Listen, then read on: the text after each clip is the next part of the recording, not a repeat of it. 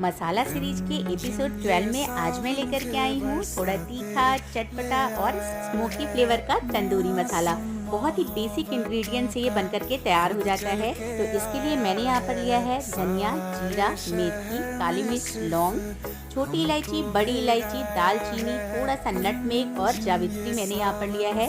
2 तेज पत्ता और थोड़े से लाल मिर्च सूखे वाले, इनको लेकर के हम रोस्ट करेंगे।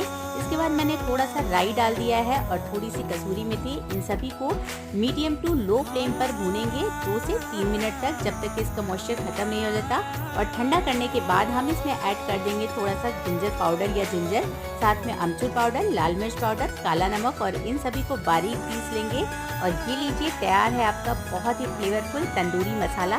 और अब आप इसे तंदूरी पनीर, तंदूरी चिकन या फिर किसी भी रेसिपी में डाल सकते हैं। तो फिर फटाफट से इस मसाले को बनाएं and let me know how you like it.